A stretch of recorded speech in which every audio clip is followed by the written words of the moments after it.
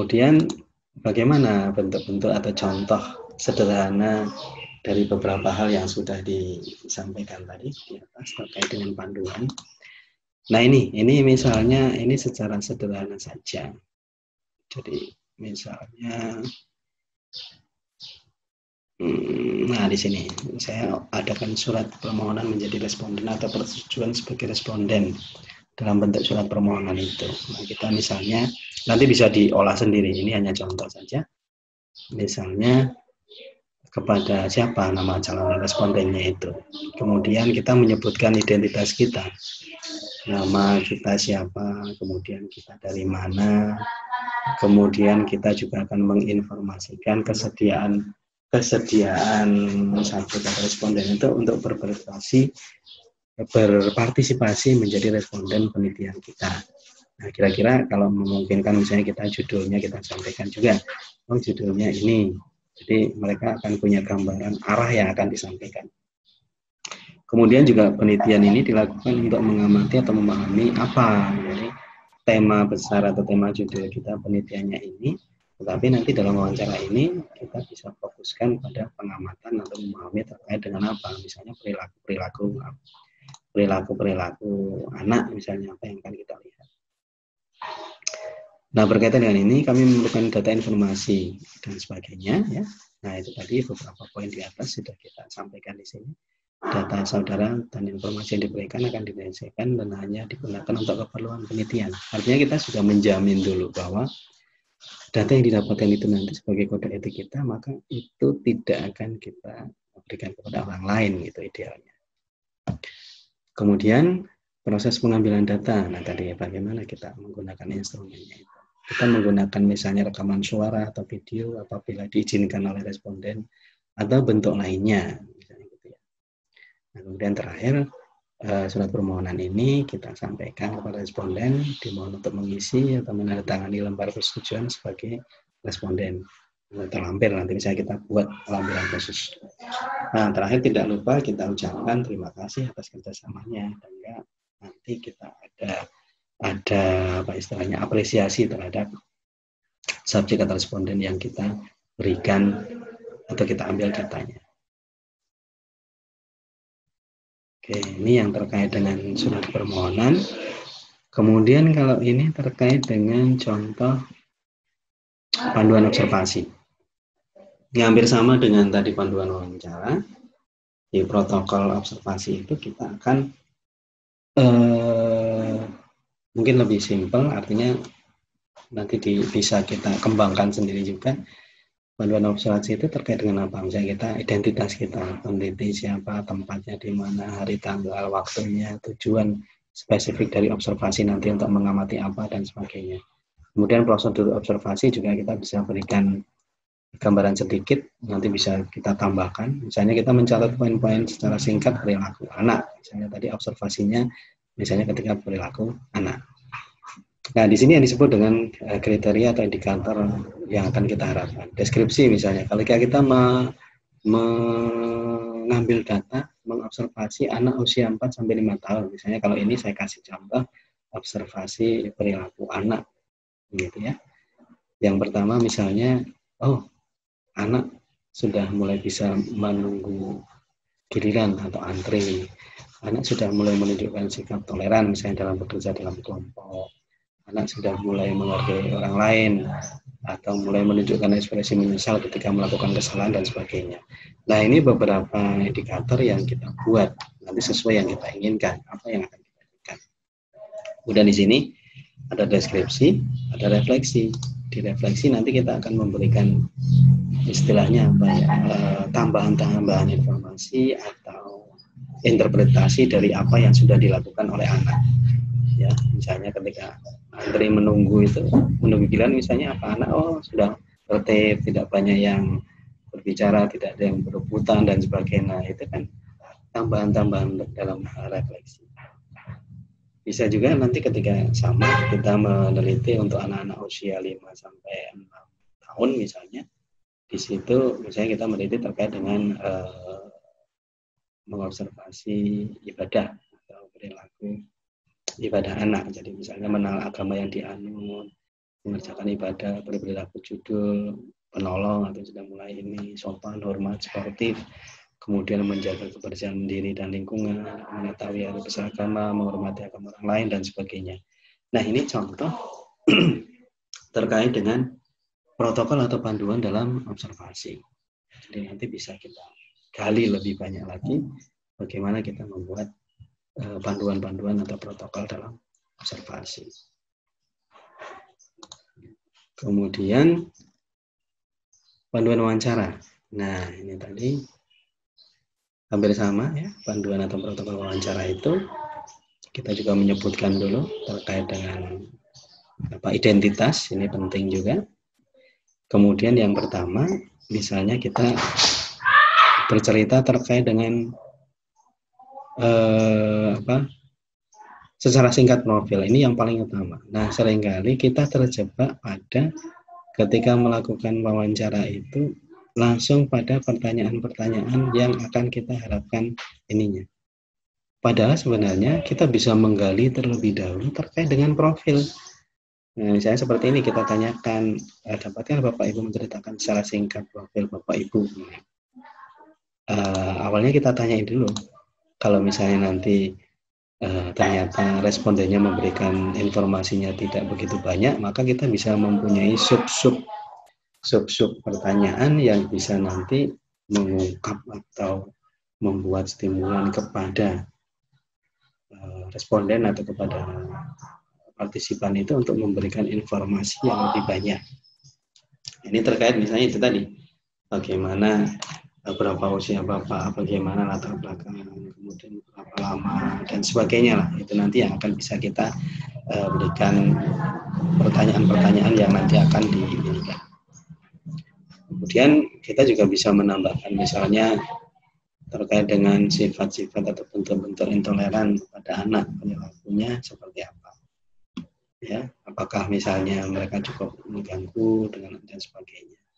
Jadi ini beberapa contoh sederhana terkait dengan wawancara atau protokol instrumen panduan wawancara. Artinya apa? Nanti berdasarkan data yang sudah didapatkan ini, maka kita akan mempunyai tema-tema utama. Kalau dalam istilahnya itu transkrip di wawancara, nanti kita bisa melakukan teknik verbatim, jadi mencatat semua apa yang sudah disampaikan. Baik, kemudian sini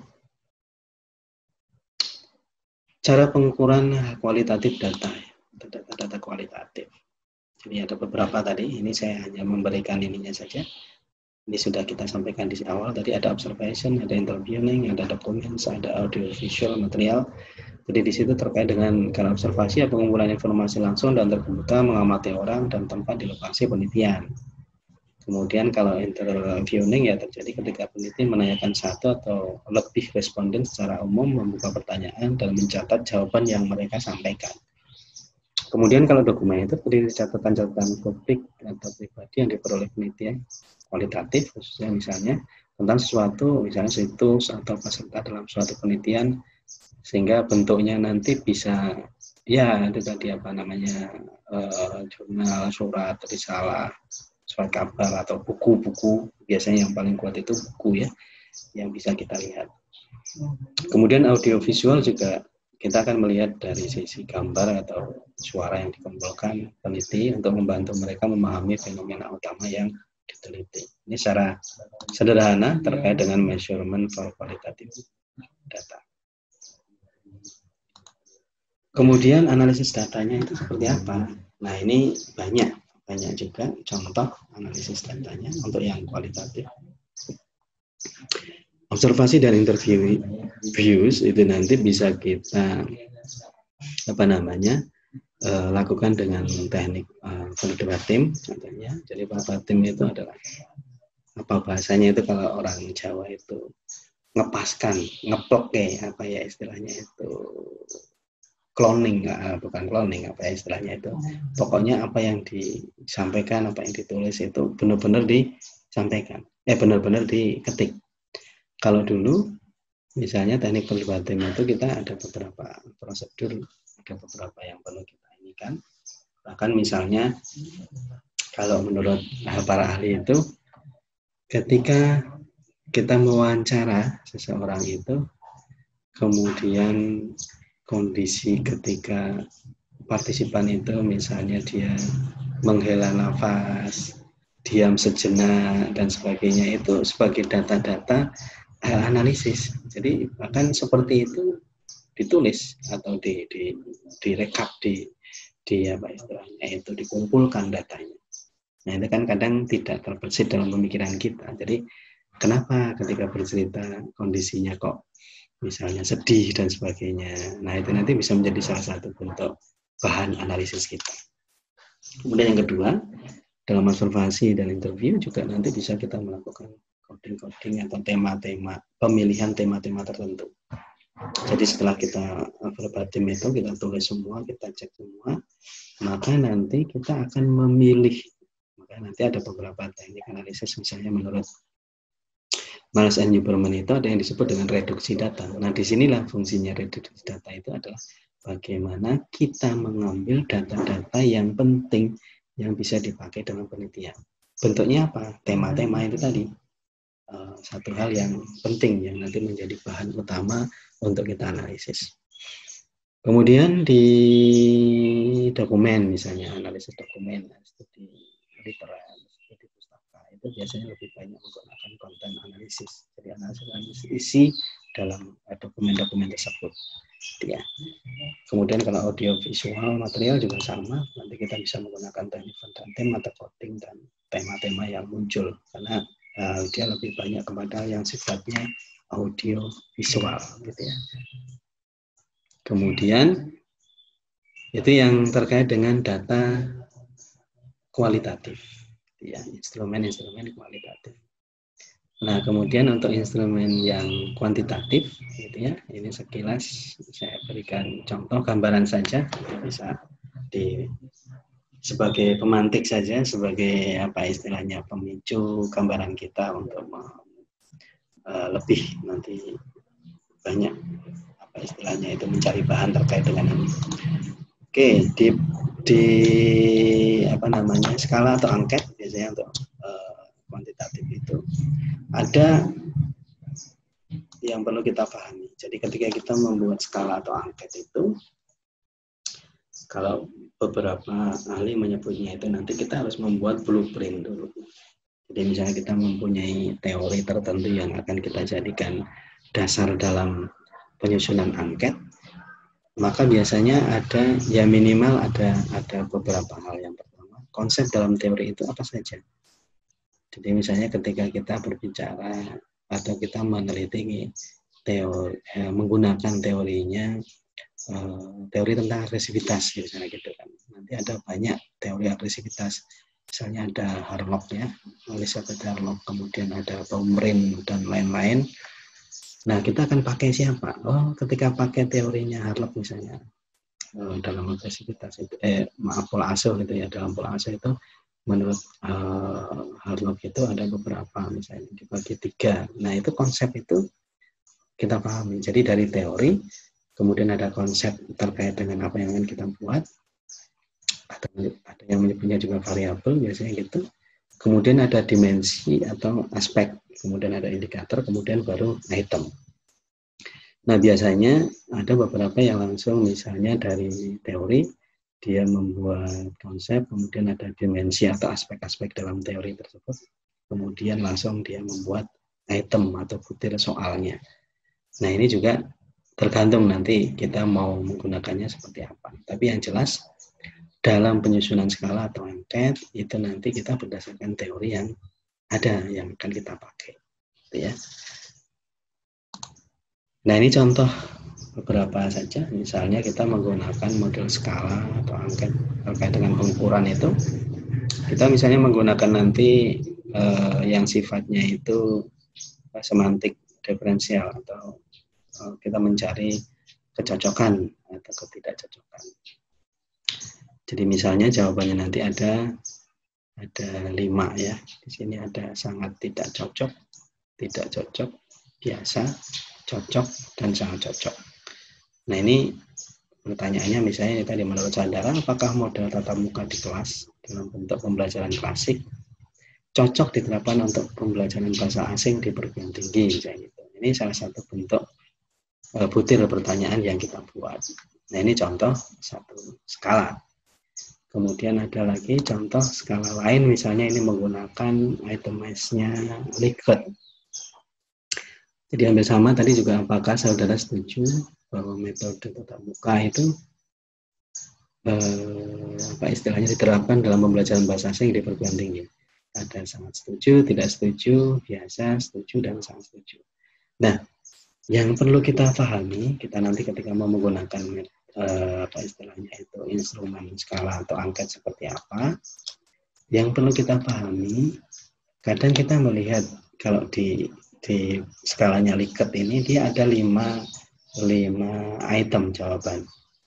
Ada misalnya ini tadi sangat tidak setuju, kemudian sangat setuju, kemudian maaf ini ya, sangat setuju, setuju, biasa, tidak setuju, dan sangat tidak setuju. Nah, yang membedakan adalah ini biasanya kalau di tempat-tempat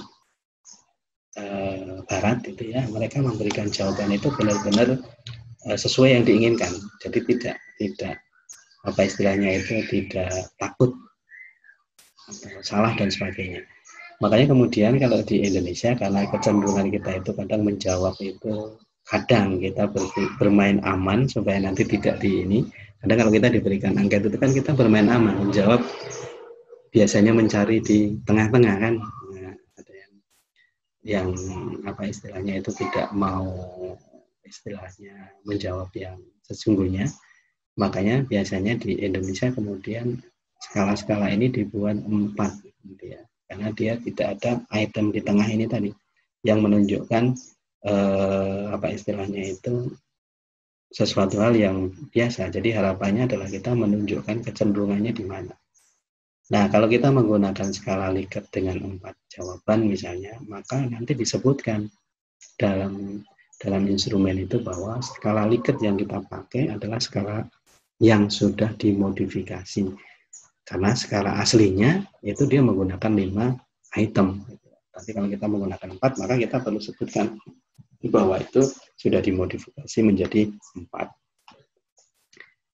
Kemudian kalau yang kuantitatif, nah nanti bisa banyak juga, nanti kita akan misalnya melihat ini teknik analisisnya. Kalau secara statistik nanti ada deskriptif dan inferensial. Contoh sederhananya seperti ini ya, nanti macam-macamnya. Juga yang terakhir ini penggunaan statistik nanti bisa juga nanti bentuknya seperti apa, itu juga nanti akan kelihatan, itu bisa dicari dan diinikan. Oke. Kemudian terkait dengan contoh format dan penelitian nanti kita akan sampaikan secara terpisah mungkin. Nah, ini pengantar atau mungkin pembahasan terkait dengan bagaimana kita membuat instrumen, membuat ini yang baik gitu ya. Nah, sekarang nanti kita akan coba untuk memberikan gambaran format apa namanya penelitian biasanya itu seperti apa. Jadi supaya nanti kita punya gambaran, punya acuan gitu ya.